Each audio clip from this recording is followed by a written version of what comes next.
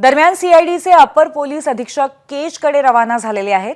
बीडच्या संतोष देशमुख हत्या प्रकरणाचा तपास आता सीआयडीकडनं सुरू झालेला आहे। सीआयडीचे अपर पोलीस अधीक्षक प्रशांत बुर्गे केजकडे सध्या रवाना झालेले आहेत। संतोष देशमुख हत्या प्रकरणामध्ये गेले अनेक दिवस सातत्याने नवनवीन खुलासे होत आहेत। अत्यंत निर्घृण पद्धतीने हा खून झालेला होता आणि आता या हत्या प्रकरणाचा तपास सीआयडीकडनं सुरू झालाय। याबद्दल आपण अधिक माहिती घेऊया। आपले प्रतिनिधी गोविंद आपल्या सोबत आहेत। गोविंदजी, काय सांगाल, सध्या काय अपडेट आहे सीआयडीच्या बाबतीमध्ये संतोष देशमुख हत्या प्रकरणात?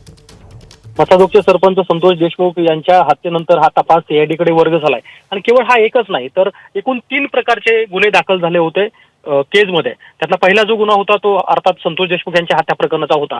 त्यानंतर खंडणीचा एक जो गुन्हा आहे तोही गुन्हा आणि यामध्ये ज्या सुरक्षा रक्षकाला यापूर्वी मारहाण झाली होती सोनू नावाच्या, त्याही प्रकारचा एक अॅट्रॉसिटीचा गुन्हा होता। म्हणजे आता सीआयडी केवळ संतोष देशमुख यांच्या हत्येचाच तपास करणार नाही तर या 3 प्रकारचे गुन्हे असतील, मग अॅट्रॉसिटीचा असेल, खंडणीचा असेल आणि हत्येचा, अशा 3 प्रकारचा तपास हा सीआयडी कडून केला जातोय। आणि आपण बघतो की सीआयडीचे अपर पोलीस अधीक्षक हे बीडमध्ये पोहोचले। बीडच्या एसटी ऑफिस मधून ते आता केजकडे रवाना झालेत आणि या अनुषंगानं सीआयडीचा तपास अगदी युद्धपातळीवर सुरू आहे।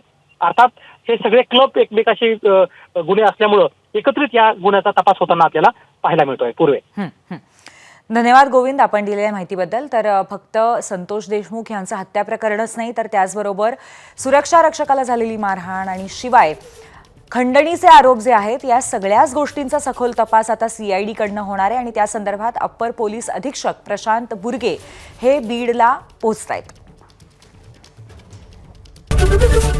एबीपी माझा, उघडा डोळे बघा नीट।